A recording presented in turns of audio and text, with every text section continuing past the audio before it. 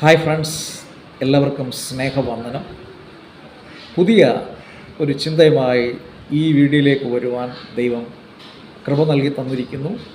ദൈവം നമ്മളെ എല്ലാവരെയും ഒരുപോലെ അനുഗ്രഹിക്കുമാറാകട്ടെ. സന്തോഷം, ഹാപ്പി.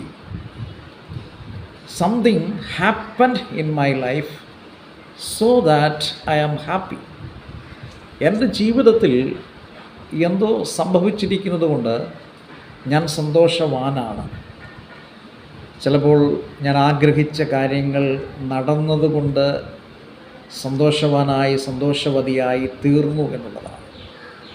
പലപ്പോഴും നമ്മുടെ ഭവനത്തിലേക്ക് നമ്മൾ ആഗ്രഹിച്ച കാര്യങ്ങൾ പ്രാർത്ഥിച്ച് നേടിയെടുത്ത, ലോകപ്രകാരം നാം പ്രാർത്ഥിച്ച ധാരാളം കാര്യങ്ങളുണ്ട്. ഒരു ഭവനത്തിന് വേണ്ടി, ഗൃഹോപകരണത്തിന് വേണ്ടി, കുട്ടികളുടെ വിദ്യാഭ്യാസത്തിന് വേണ്ടി, അവരുടെ ഭാവിക്ക് വേണ്ടി, ഇതെല്ലാം നാം പ്രാർത്ഥിക്കുന്നവരാണ്. നാം അതിൽ സന്തോഷിക്കാറുണ്ട്, അതൊരു യാഥാർത്ഥ്യമാണ്. എന്നാൽ ജീവിതത്തിൻ്റെ കൈപ്പേറിയ അനുഭവങ്ങളിൽ കടന്നു പോകുമ്പോൾ അവിടെ നമുക്കൊരു സന്തോഷം ഉണ്ടാകാറുണ്ടോ എന്ന് പരിശോധിക്കണം. അതിന് പറയുന്നൊരു വാക്കാണ് ജോയ് എന്നുള്ളത്. ദൈവത്താലുള്ള, ക്രിസ്തുവിലുള്ള സന്തോഷം, കർത്താവിൽ സന്തോഷിക്കുക. അപ്പോസ്തലനായിരിക്കുന്ന പൗലോസ് ഫിലിപ്പിയർക്ക് എഴുതിയ ലേഖനം 4-ാം അധ്യായം അതിൻ്റെ 4 മുതലുള്ള വാക്യങ്ങളിലേക്ക് കടന്നു വരുമ്പോൾ റീജോയ്സ് ഇൻ ദ ലോർഡ് എന്ന് പറയുന്നുണ്ട്. കർത്താവിൽ എപ്പോഴും സന്തോഷിപ്പിൻ എന്നുള്ളതാണ്. അത് എടുത്തു പറയുകയാണ്, വീണ്ടും സന്തോഷിപ്പിൻ. അങ്ങനെ പറയുമ്പോൾ അതൊരു തീർച്ചയായും നാം പരിശോധിക്കേണ്ട ഒരു കാര്യം, ജീവിതത്തിൻ്റെ ഏറ്റവും അപകടകരമായ, അല്ലെങ്കിൽ താൻ ഏതു നിമിഷവും കർത്തൃസേവ നിമിത്തം കർത്താവിൻ്റെ വേലയുള്ള ബന്ധത്തിൽ തന്നെ പീഡിപ്പിച്ച് തന്നെ കൊല്ലുവാൻ വാളിന് മൂർച്ച കൂട്ടിക്കൊണ്ടിരിക്കുമ്പോഴാണ് ആ ഭാഗം വിശ്വാസികളോട് പറയുന്നത്, നമ്മോട് പറയുന്നത്, നിങ്ങൾ കർത്താവിൽ സന്തോഷിപ്പിൻ.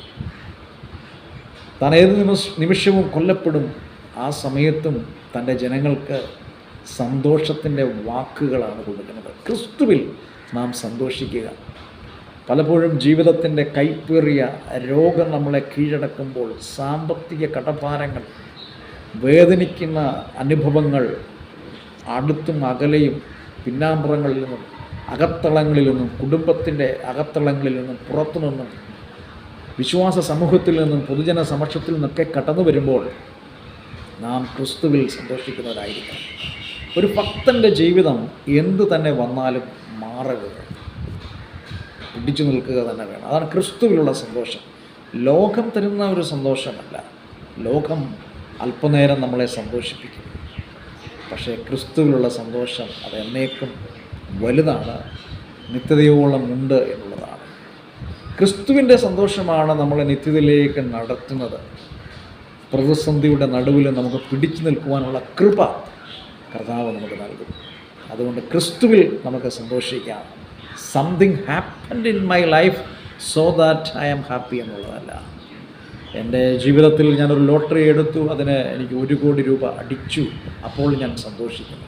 എൻ്റെ ഭവനത്തിൽ ചില ഗൃഹോപകരണങ്ങളില്ലായിരുന്നു, അവിടെ ഞാൻ സന്തോഷിക്കുന്നു. ഞാൻ ആഗ്രഹിച്ച കാര്യങ്ങൾ നടപ്പിലായി, അവിടെ ഞാൻ സന്തോഷിക്കുന്നു എന്നുള്ളതല്ല. ഒന്നുമില്ലായെങ്കിലും, പട്ടിണിയാണെങ്കിലും, ദുരിതമാണെങ്കിലും, ദൈവസമാധാനം, ദൈവിക സന്തോഷം.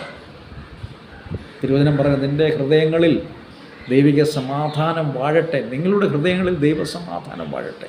അതാണ് കർത്താവ് ആഗ്രഹിക്കുന്നത്. നമുക്ക് കർത്താവിൽ സന്തോഷിക്കാം. ഈ ആലോചനകളാൽ ദൈവം നമ്മളെ അനുഗ്രഹിക്കുമാറാകട്ടെ. സ്തോത്രം.